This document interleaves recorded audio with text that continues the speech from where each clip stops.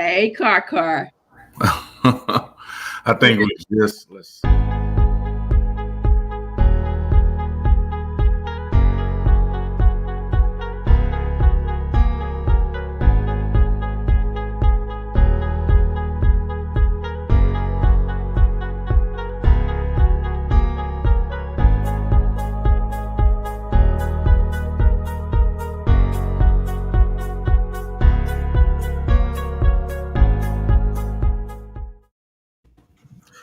Good morning. Oh, I love the hat. The hat. Hey, we organize and we develop powerful parent leaders to ignite a movement that demands. We're going to come back to that later. But anyway. Come on now. Yeah, Stop me. I'm cocky today. Stop me. Stop me. I had mine on wearing it backwards. I'm like, nah, this ain't a bat. This is my organized. Like when I got this hat on, I'm in the mindset of organizing something. John, go get your hat, man. I know. Twinsies. I know. I'm gonna go get it. So how has your week been? You know, we had Labor Day weekend. Tuesday started off the week. Friday will end the week. But how was your Labor Day weekend? It was fantastic. I spent the week last week resetting. And it's important to do that, but I got some things clean. You know, my chakra was off. My space was off. And so I did some organizing. And I did some vision. I did some vision renewal, some vision casting, some tapping into God's voice as a visionary. I did some of that stuff too. Yeah, we needed it, definitely. I think the same with you. I just really slowed down and didn't realize how good slowing down really feels when you just get a chance to like sit back and like smell the coffee, like not just making the coffee, drinking the coffee, but like smelling it, appreciating it. Can I make a confession? What's that? Can I make a confession? I texted your wife to make sure you was resting.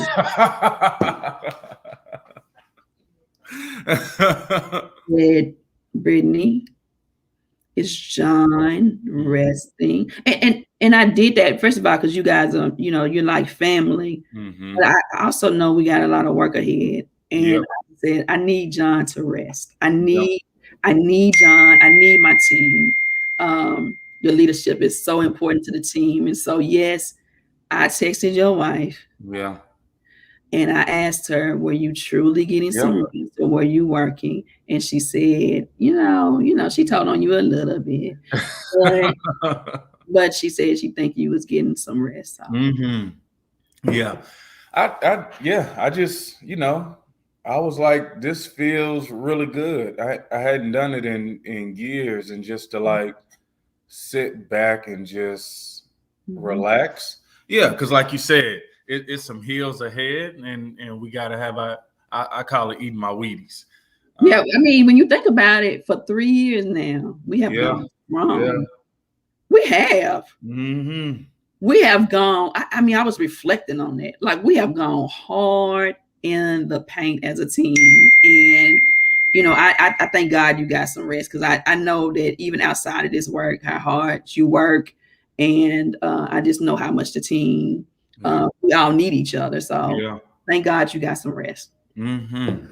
Yeah, and I see people checking in. We got Joyce checking in. Good morning, Joyce. We got Ivory, Miss Ivory Op-Ed Wilson checking in. Yes, powerful parent. Come on now. Speaking truth to power. Come on. We got Mr. I'm gonna dance naked in the street. James Brown, who I had to take a trip up to McGavick with, my McGavick partner. We see we got Mr. Driver in here. We got Angela Williams. What up, Angela? Come on, Angela. Seen Angela at Monday Night Jazz. I think it was one day about 2 months ago. So it was really good to see her. And then we got Miss Danielle in the building. Like, good morning, everyone. TT Danielle. Come on now.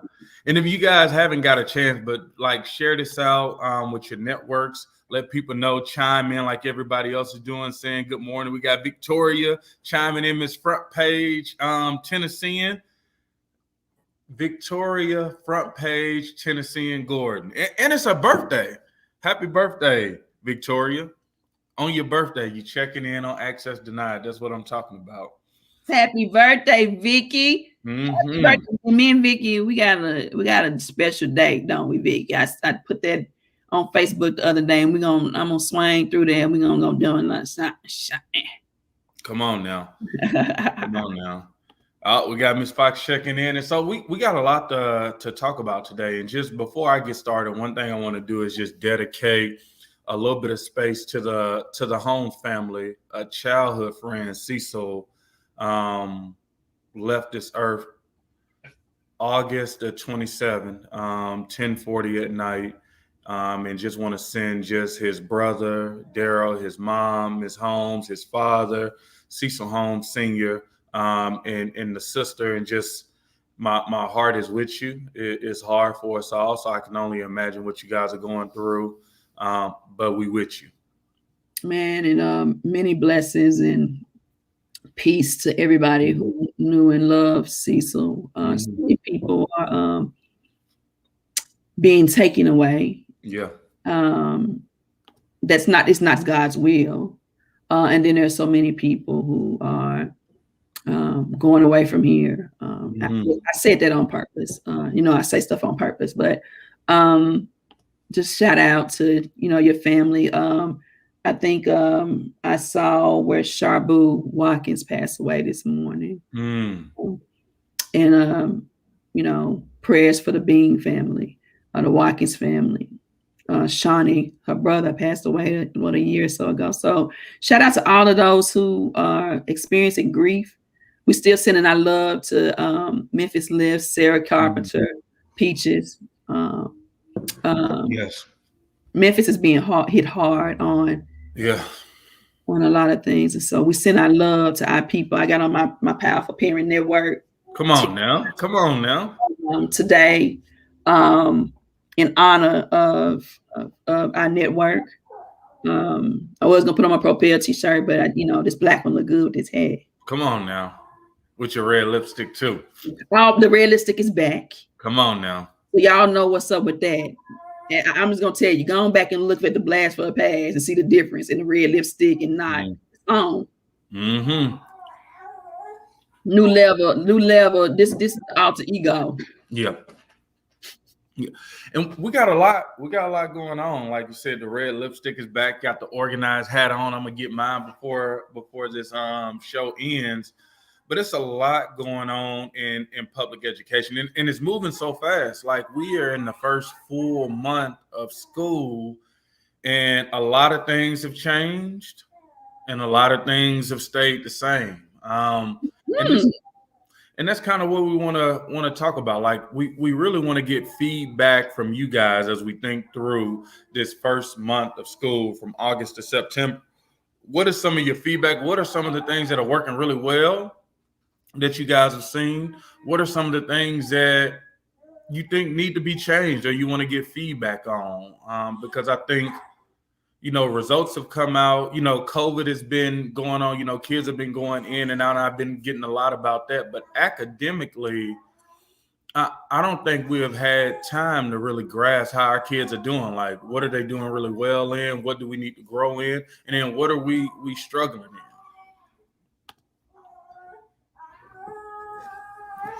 It's a lot. And so one of the things that I do want to reference a little bit later on in the show, the Wall Street Journal came out with an op-ed just about Black boys and how they're doing by the 8th grade, right? And so a lot of times you think when you see something in the 3rd grade or you see something in the 2nd or the 4th grade, realistically in my mind, I don't know how everybody else feel. I say, well, we know it's a problem, so we're going to do something about it and it's going to get better. And I think what we have been seeing when we read this article, that even when it's bad, it only gets worse.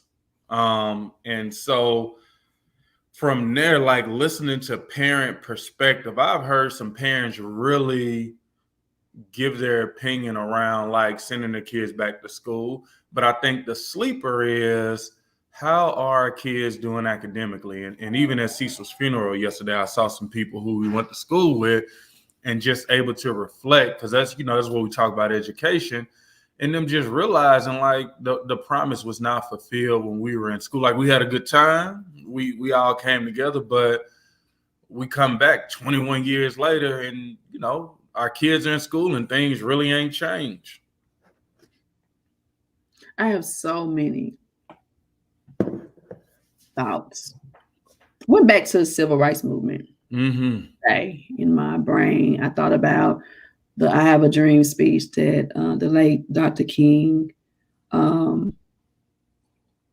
gave at the Washington Monument, and I thought about the phrase that he used about the insufficient funds. Y'all remember that statement where he was giving his speech, and he said that we refuse to believe that there are insufficient funds in the great vaults of opportunity of this nation. So we have come to cash this check, a check that will give us, upon demand, the riches of freedom and security of justice. We have also come to his hallowed spot to remind America of the fierce urgency of now. And I thought about how we keep feeding the system the funds it needs to keep thriving while they keep writing us bad checks. They keep writing us bad checks. So that's how I feel about it, Don. Yeah. And that brings me back even to another article that came out last week that really talked about school funding increasing over the years, but achievement decreasing. And I still remember Miss Ruth from our fellowship, we talked about, now in Tennessee, we have the highest paid teachers. In our budget, it is over $1 billion. In Nashville, we have the highest paid teachers in Nashville. I don't know about the other cities around. In Nashville, we have the highest paid, and that's being celebrated. Yeah, and we want to give that time to like work itself through. But what we keep seeing, throwing money at the problem, has not helped us any. When we got the Race to the Top funds, we got $500 million, and we were one of two states in the whole country who got an additional $500 million, $500 million from the federal government to say, state of Tennessee, you're moving in the right direction. We want to give you more resources to support it. And, when we talk about the money thing, like people can't believe it, like, because we don't see the money coming in and achievement going up. We don't see the investment for our kids and the return on investment putting us where our kids need to be. Like it's been a struggle. But what's that? They don't have to do anything. Mm-hmm. So talk about that though, because I got thoughts about that too. They can tell us that they're going to do something and never really have to do anything. Mm-hmm. This is the only system in America where people, the education system, where the system can say that it's going to do something, but they really don't have to do it. The public education system in America is the only system where they say that they're going to do something, but they really don't have to do it. Mm-hmm. Are y'all listening to me? The only system. This is the true civil rights violation. the education system. They can tell us they're going to do something and never really have to do it and have no intention of doing it. And we keep feeding it money. We keep feeding the monster, and the monster keeps growing. What's that movie? Little Shop of Horror. Oh, yeah. Little Shop. That big brown monster. Yeah. Feed me, Seymour. Feed me. Yeah. And he gets bigger. In his fly trap. Overgrown. And my question is, why the hell we keep feeding Seymour?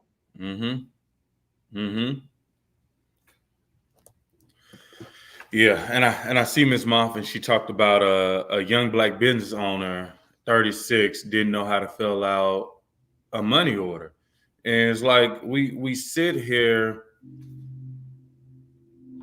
feeding the monster, right? Feeding it $1 billion a year, right? Plus, really plus. But we just gonna say, for the sake of just clarity, $1 billion a year in our city, education-wise, is going backwards. But it creates jobs. It's a system that creates jobs, and it's not a system to educate our children. It is a system to create jobs. It's a system that is okay with providing services that people need and providing it poorly, and knowing that it doesn't have to do a damn thing about it because people need it. So we're going to give you subpar so that we can keep on feeding the system the money, the funding that it needs so it can thrive and provide jobs. Point blank. And Victoria says, but we have to bring our kids to the school system or they'll lock me up. There we go. That's what I get from them. They get those truancy letters and they say, oh, like, I'm going to go to jail. They're going to lock me up. But I got to take my kid to this system, this felony. But they get money. They don't teach your child how to read, and nobody locks them up. Maybe we should start locking folk up. Maybe that just needs to be a citizen arrest. You have the right to remain silent. Anything you do or say will be held against you. Maybe we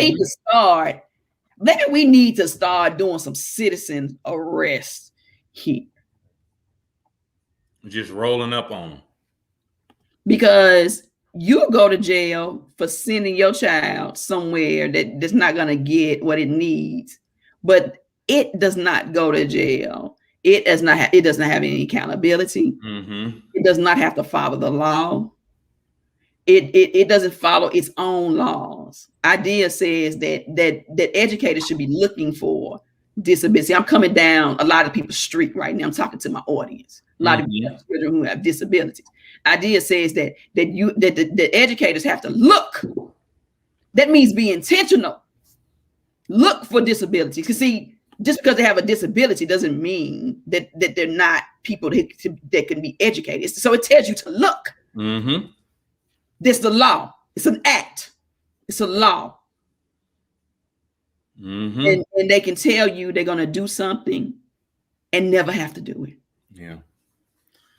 And I don't want to put people on blast, but James Brown is on here. We walked up to the school and I was like, I don't want to push nobody like what they already should be doing. I was like, man, I know he's been working on this for about 3 weeks. He was trying to get his daughter in AVID classes, right? What's AVID classes? It's like an honors type of class where you get the course load is higher. I would liken it to honors. And we were having a discussion with the guy. He was like, yep. And he was like, okay. He was like, do you think that's too much with what she already got? Nah, he said it was too much. And I jumped in. But wait a minute, the principal said that? Yeah, he was an assistant principal. It was an assistant principal in the freshman academy. And I was like, low expectations. Like I met his daughter, right? So I already knew she with it, right? What you put in front of her, she gonna get done. But the low expectations of the people who were in front of her, like, was keeping her away from these classes. And I think that's what happens. That's what happened to a lot of our kids. Like, it's just low expectations. Like, don't give little Johnny more work because he already had a hard life, right? Like, don't give like Sarah more. Like, let her just sit down and be quiet. And when I saw James was like, "No, I know my daughter," and I didn't have to say no more. Low expectations. Let me tell you something. I always go here for a reason, because so many of our parents, I've watched them cry. Heartbreak. Because I know they love their children and they want the very best for their children, right? Like, when our children are born, we look at them, those are like our visions. And a lot of our parents have been betrayed in the realm of disabilities. And so what I mean by that, you know, people say, okay, they have a learning disability, right? I have a learning disability. I'm not afraid to tell people that. It has nothing to do most of the time with your IQ. So I have parents that have children, 7th grade, can't read. They have parents who have children without disabilities that can't read. So, you know, trends to me mean something. Children with disabilities that can't read, children without disabilities that can't read. This is what I want to impress upon everybody on the sound of my breath, my voice. I don't care what disability your child has. They have the right to be taught how to read. Their disability is not keeping them from reading. And you may, I don't believe you, Sonia. Like, I know my child. It's because you've been conditioned. So I'm reconditioning you that an IEP is an accommodation. It's supposed to accommodate the disability, because a disability is just like, it's kind of like the lack of something, or something is not quite up to par. You got children with autism that big billion-dollar companies are looking for them because they're so brilliant. They learn different, different accommodations, so that their brilliance and genius can be amplified. And so a lot of people have children in this system have been told that their children have behavior problems and learning disabilities. And I want to tell you that it's the same pattern of a lazy system that doesn't give a damn, that does not intend to address academic achievement. And if you look at your child's IEP, it does not. I've read several over the last year, haven't I, John? It's full of lies and betrayal, and has no intention of increasing academic in your child, just like the child who does not have a learning disability. Read your IEP. And then verify what I said was true. So some of you guys have been betrayed because your child has a learning disability. You think that is why your child can't learn. And I'm going to tell you something. I'll be damned. I'll be damned. And so one of the things I want to is, so this article, if you guys get a chance, I had somebody email it to me because I don't got the subscription to the Wall Street Journal. But stop right now. Kendall, call me. The law has been broken. Dyslexia is in here. Dyslexia. I know lawyers with dyslexia. Call me. The law has been broken. Call me today. Because if they're in MNPS, it has been intentional that they have not addressed the dyslexia. In the state of Tennessee, they can't do that. So call me. Okay, John, I'm sorry. I had to address. Yeah. And thanks, Kendall, for being transparent and open. So a quick excerpt says, look, for example, of the most recent results from the National Assessment of Educational Progress, the nation's report card. So it's like this is an assessment that looks at every school district, definitely the major school districts across the country. And it says for the past 20 years, so this is 2021. So for the past 20 years, 2001, achievement has been broken down by school district in the Trial Urban District Assessment. Of the 27 urban school districts that reported their results for 2019, not 2020, this was before the pandemic, but for 2019, from Boston, Chicago, Fort Worth, Dallas, Los Angeles, not a single one can say a majority of Black eighth graders in their care are proficient in either math or reading. And it's not even close. They say proficiency rates for Black eighth graders are down in the single digits in Detroit. 4% in math, 5% in reading. Milwaukee, 5% math, 7% for reading. In New York, it was 10% for math and 14% for English. And so this was before the pandemic. This was 2019.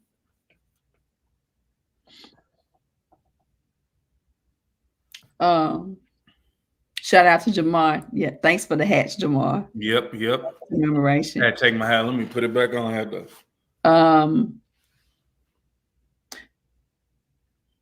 That's because there's never been any expectation or intention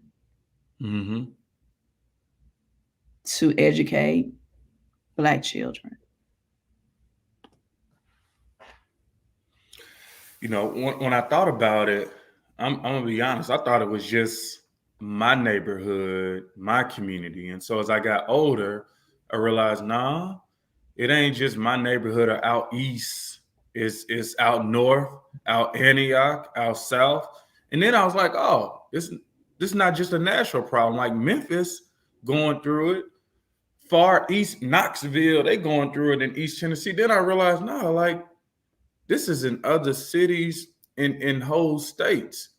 And so when I read this, it's just sometimes it's hard to believe that it's an issue that big that we're dealing with.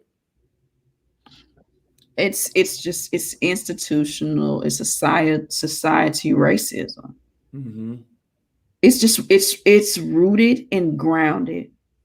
It has been steadfast, and it has been unmovable racism. Steadfast. You know what steadfast means? It has been steadfast racism in this country. That is this is what this is about. And call it what anybody can call it what they want to call it. But we got the receipts. We got the receipts. Since 2001. I mean, since the 1800s, 1700s, since slavery. Right. We got receipts. Since our ancestors were here. My granddaddy couldn't read. Mose Garrett. He couldn't read. He was the son of a slave, and he was a sharecropper. And he wasn't dumb. He was never taught to read. He was never given the opportunities that he needed to raise his family. So he had to sharecrop and farm and build somebody else's dream and legacy. This has been going on. This ain't no surprise, but the sting for people in this country, it just don't sting them. Yeah. But one thing that I almost wrote a post about it, but I'm still trying to figure it out. But it's classism versus racism, right? So you see Detroit on there, right? And when you think about Memphis, and even think about places in Nashville where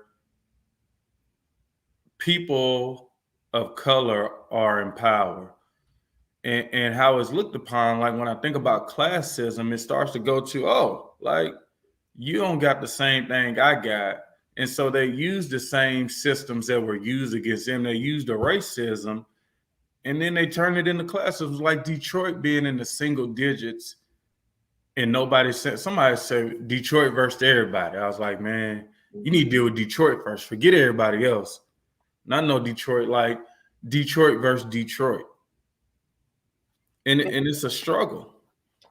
Man, look. We are a nonpartisan organization, but I gotta, this show, Access Denied, is for parents to talk about what parents really care the most about. This Parents Uncut. I mean, the show is uncut. It is rooted and grounded in truth. And what we're looking at, we got to educate our parents. The things happen even in the Supreme Court that get by you. You got Supreme Court justices making rulings on things that are race related, such as like the Harvard admissions versus Harvard, which is about how Harvard uses its race admissions, and that's like the connotation of some of this. What we're talking about in the New York Times. And so, one of her quotes, she said, "We expect that 25 years from now, the use of racial preferences will no longer be necessary," Justice O'Connor wrote. The nearer we get to that deadline, the more we see the truth. Race preferences only feed the demand for more.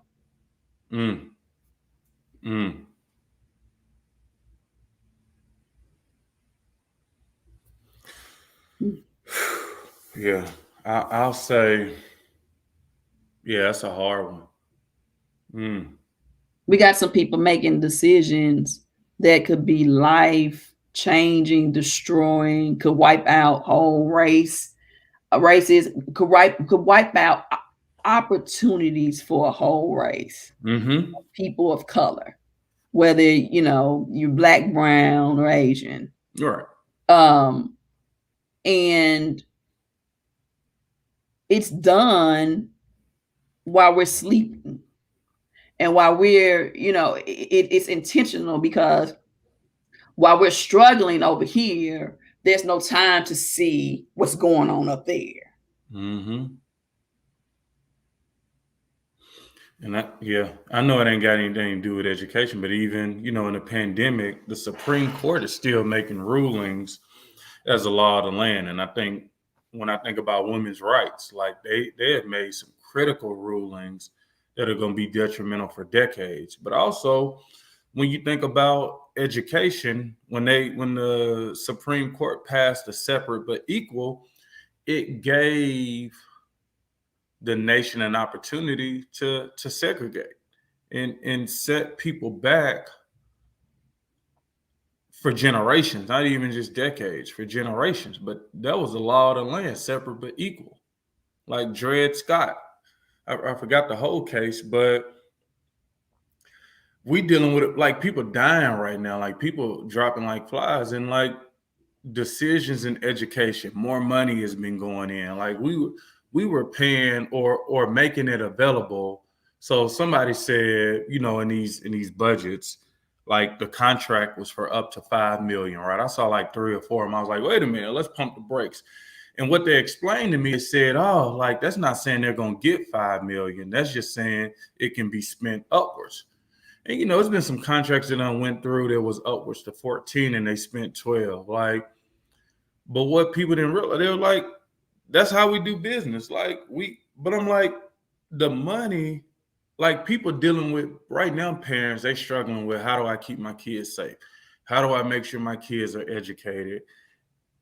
And in a system where it's hard to pay attention to other things outside of the health and welfare of your kid, like we doing business as usual. Not even usual. It's business is bad because we not educating our kids. We not having a real plan on how we get out this pandemic, and things are just going like nothing has changed. Like parents on here, like we've been reaching out. There's things that are going on at schools that the schools are just ignoring. And what they tell them, look, we can't even meet, man. It's COVID. Like you just gonna have to deal with it. And we're like, huh? We're just gonna show up to your car in a mask if that's what we got to do. Yeah, public education is on a ventilator. Mm-hmm. It's on a ventilator. One of the other things I think that we need to mention is even in your own very state of Tennessee, they're looking at ways to change the accountability laws. Let's talk about that. Yeah. I want to talk about that a little bit. Let me tell you what's up with that. You got people in power who are anti-CRT, and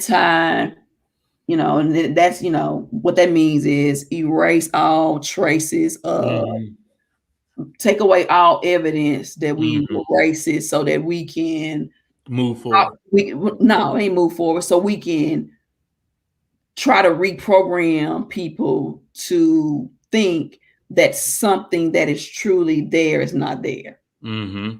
That's what that is. Bullshit. Mm-hmm. Then let's change the accountability laws so that, because right now we're getting our ass kicked with the accountability laws. Mm-hmm. Everything we get hip to. See, now parents are getting hip to. We need the MAP scores. We need the TCAP scores so we can see what they really teaching our children. Because see, the report card, I can put an A on there and say your child know how to read. Mm-hmm. But that MAP score and that TCAP gonna tell the ugly truth. So what we gonna do, y'all, is we gonna change the law so that we can amend it or addendum it so we don't look so bad, right? So it's like putting lipstick on a pig or putting a clean suit on a dirty body. Then you got your cheerleaders who's rooting for the team saying, yeah, they test too much. Tests don't mean anything. They test the children too much because they're benefiting from what the people are doing who are making those decisions. See, you got to know the game and you got to peep the game. Mm-hmm. Yeah, one dude said our middle schools are so great in Bellevue, but my kid go to Meigs. He was like, but I need people to send their kids to their middle school so I can have access. Like it ain't good enough for my kid, right? And they're just, and nobody caught it. I was like, this dude just went on for 3 minutes talking about how great the school was, but he sent this kid to Meigs. And he probably said save public education. And I want to know what the F you saving. Mm-hmm. Who you really talking about saving? I think it sounds like the same person that said, well, why are all the black parents just sending their kids to the charter schools and we'll keep ours over here? Is that the same one? Nope. But they're in the same boat. Gotcha. Same boat. Same thing. Chris Moth, I say his name. Shit, I can't help it. I got diarrhea of the mouth. Chris Moth. Yeah, I would tell on you if you say something like that to me. I would tell on you and call you out. Chris Moth said that to us. Yeah. And it ain't personal. It's the reality. And the crazy thing is he truly believed that was the right comment at the right time.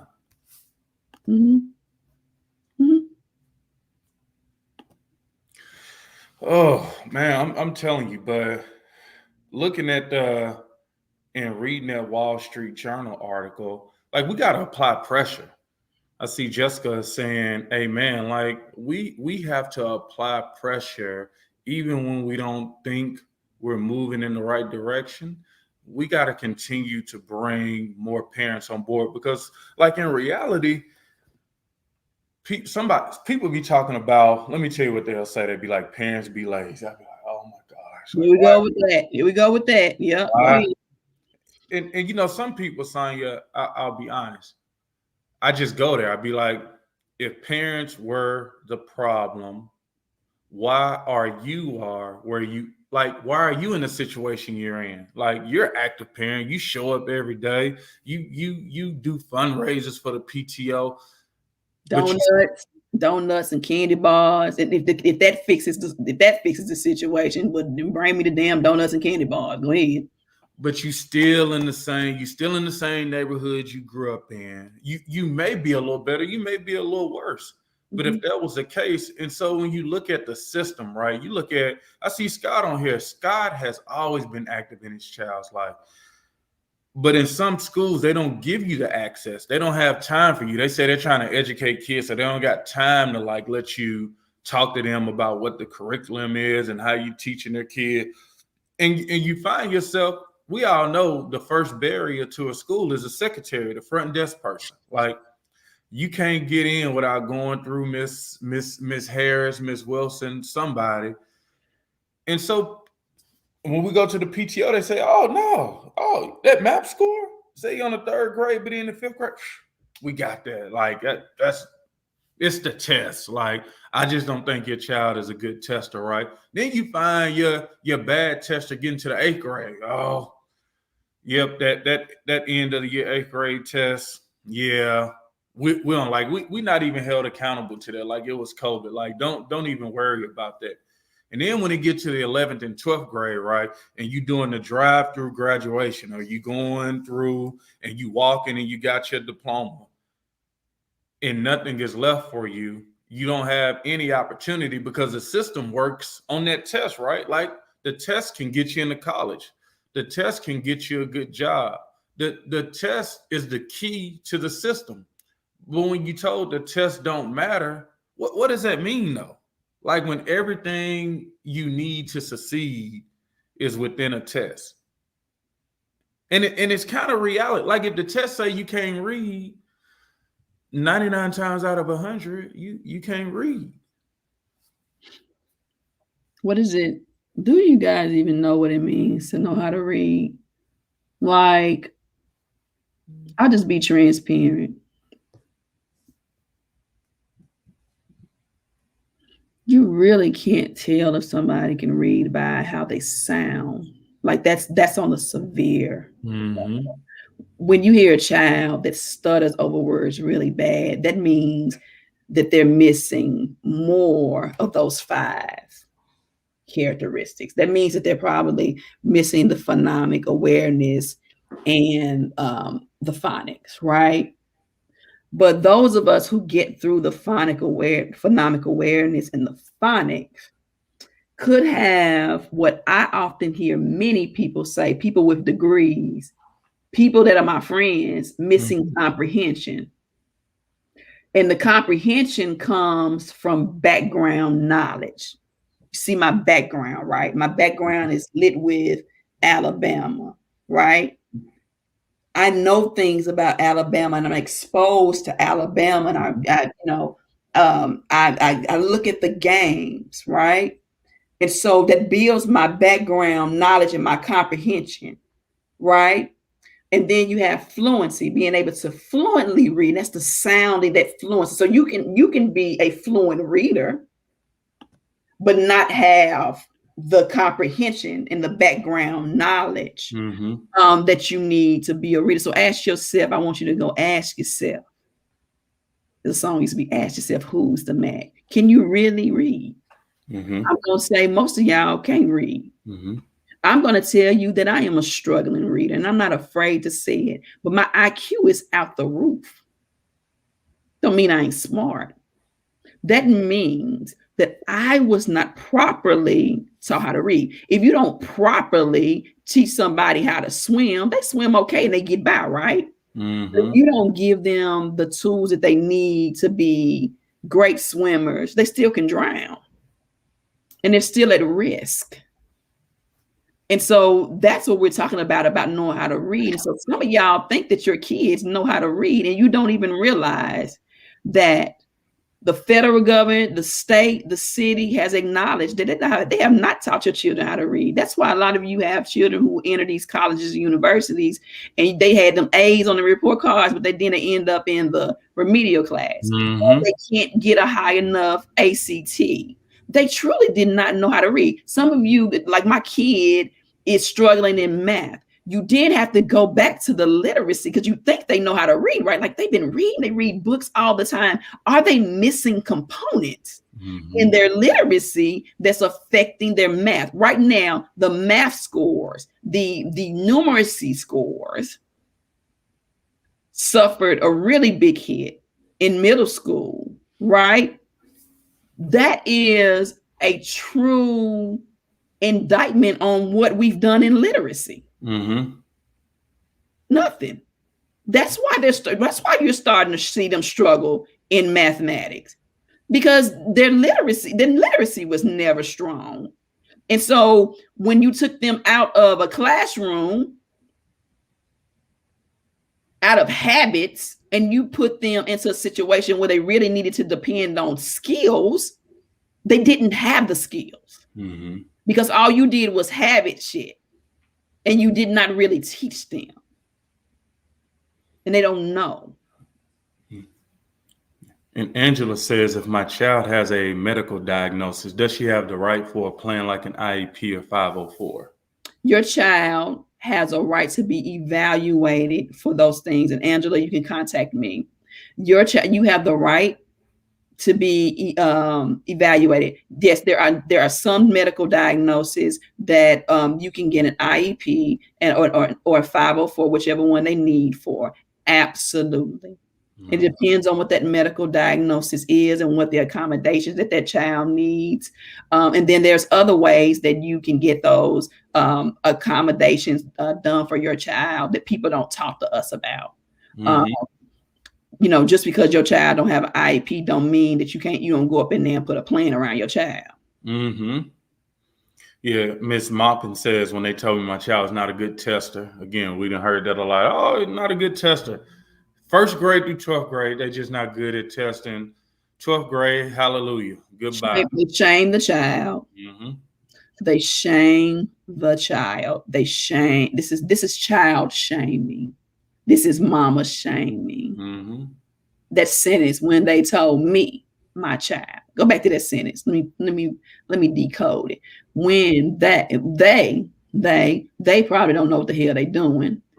Told me, my child was not a good tester. I had oral testing. Why didn't they do that? Why did you have to do that? Oral testing put in the IEP. But why didn't they figure out what the foundational problem is? I wonder, is this a dyslexic child that MNPS does not identify dyslexia as a disability, and it is. Yep. Tony says, my daughter's in the 10th grade, reads on the 3rd. I had to fight them about her taking a foreign language this year. Like, why does she need foreign language when she cannot even read, write, or comprehend in English? Tony, your child should be, your child had the right to be taught how to read. And I'm not sure if your child has a disability, which, that don't faze me about disabilities. Your child had a right to be taught how to read. Yeah. And I see what she's saying. She was like, I did Latin, it was Latin, German, Spanish, Mandarin. I think she was saying, instead of getting, because a part of the system say you got to take a foreign language, but she was like, if my child can't read, what's really happening in foreign language class? Like, what? The brain is not set up to read. That's a deeper conversation.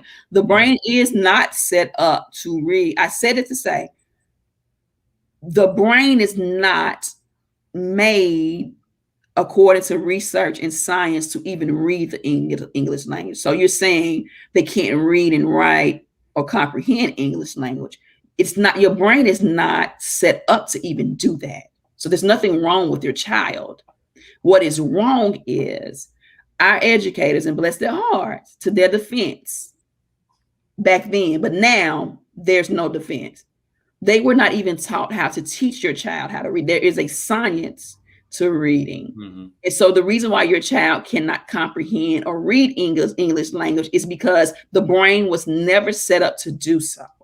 Now, with phonics, phonemic awareness, comprehension, fluency, with those components, if your child had been given those things, Tony, and this should piss you off, ADHD, and I have some of that stuff going on too.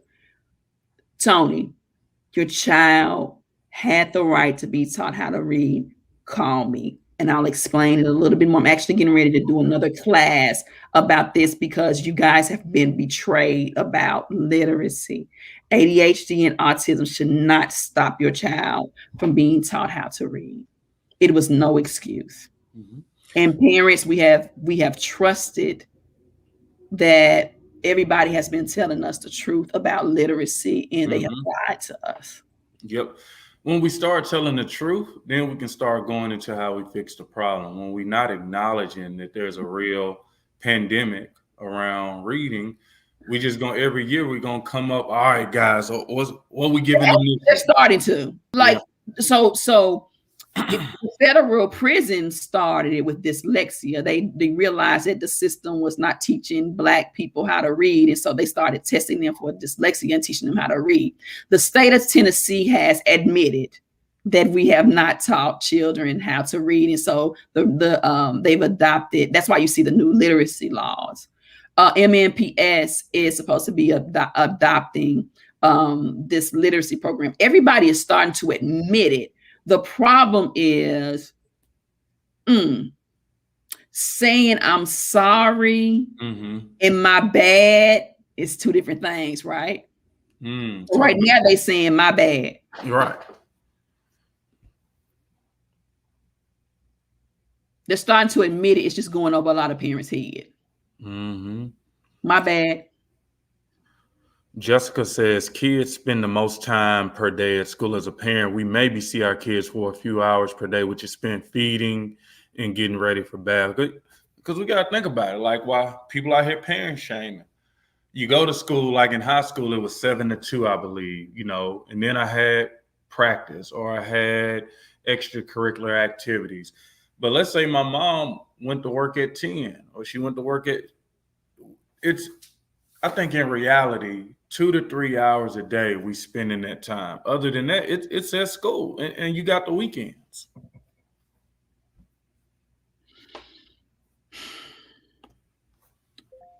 Don't get me started on that. Yeah. Because I could do a whole show and I could draw like a graph and talk about roles and responsibilities in education.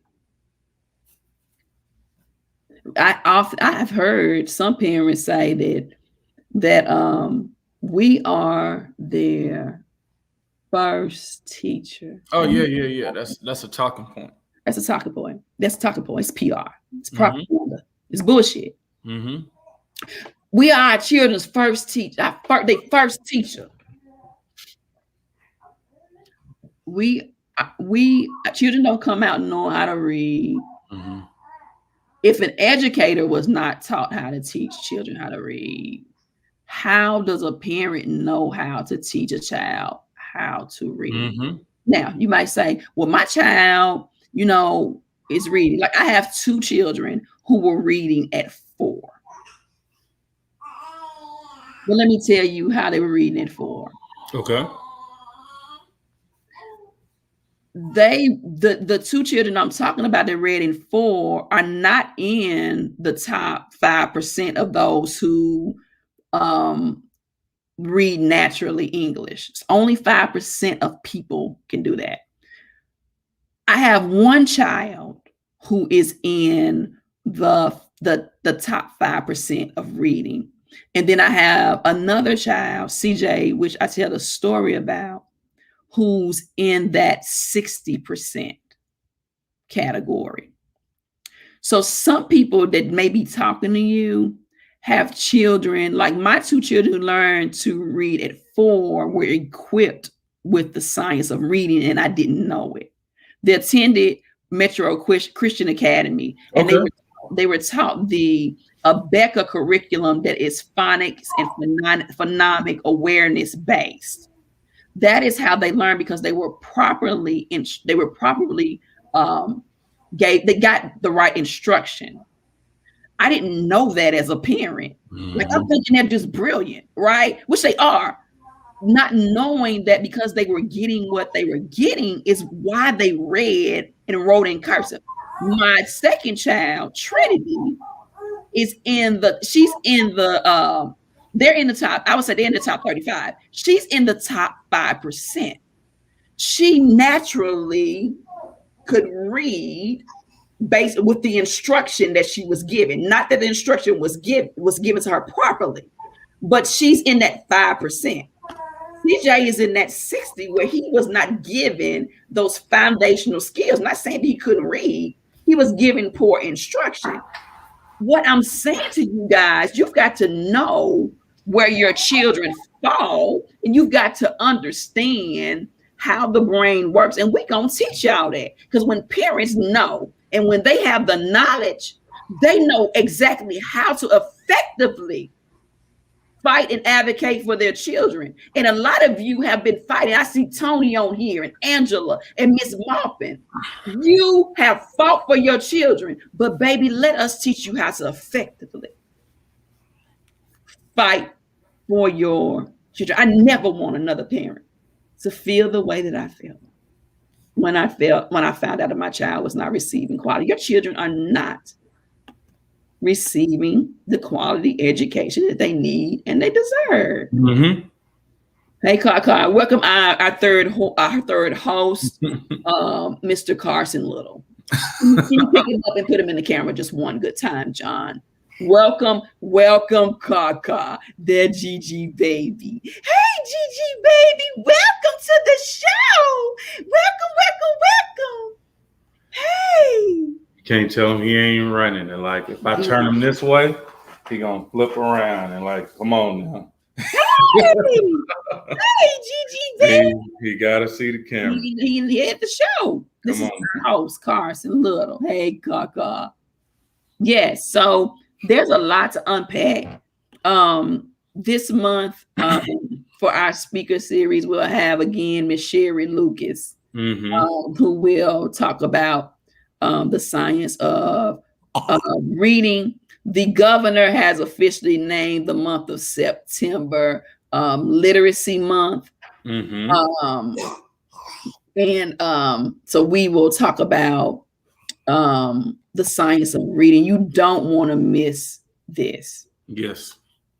You don't want to miss this. We did the science of reading a few months ago with Sherry, and it was very enlightening. Yep. And a lot of parents walked away feeling like they were understanding, and it had a lot of aha moments. Hello, Roussel. Call me Roussel. Let's catch up. But I want to make sure you guys knew that we have Miss Sherry Lucas for our speaker series, and we'll be talking about this very thing that's plaguing our Black children, and that's the inability to read. I did an interview this morning with a reporter, hey, Car, and he asked me, why is it that our community is being impacted so heavily by COVID-19? And I had to help him to understand that when you take a fire and you put gasoline on it, hey, bring me the gasoline so I can put the fire out, then you just have more of a fire. So COVID-19, we already had a problem, and COVID-19 was like putting gasoline on a fire. Yep. Trying to put it out. So this has been really good, guys. I know we still got the comments coming through. This is what we do. We got the speaker series again last Monday of the month. We'll be sending out details, putting it on our Facebook page for our fellowship alumni. We got the campaign training coming up soon, so you guys will be getting the invite. That's the third Tuesday, so not next week, but the week after next. And keep letting us know what's going on in your schools. I think it's been really good of getting feedback from parents, talking about IEP meetings, talking about just academic plans and what they want to do for their kids, and things that are going right that they love and things that need to be fixed. So like, keep those coming. Like, our organizing team has just been doing really good work of just identifying parents and learning about what's happening in their lives. Yeah, shout out to the team, to Rhea and to Torvis, to TK, to Thomas, to Danielle, to John. Thank you guys for allowing me to get some rest last week and get rejuvenated. So I appreciate you guys. And then we got cohort 10 this Thursday with our week 4 class. Yes. So we're excited about that. Make sure you guys are in class and ready. And then do we have campaign call next Tuesday, or is it the next one? Yep, the following Tuesday. The following Tuesday. We have our campaign call with those of you who have graduated from our cohort. Raymond, I saw your comment about David Liskin. I'm going to look into that, about their teaching curriculum. That's appalling. So I'm going to look into that, make some phone calls over there. Let me know if you want to connect on that. But that is appalling. But I mean, just, I'm not surprised by it, because a lot of these colleges and universities have a mindset that being poor keeps you from learning. And so it's up to us to amplify the voice of those who are in our most struggling communities to knock down that misconception. Yeah. Maybe my 5th grade teacher went to Lipscomb, because I tell you, looking back at all the students in our 5th grade class,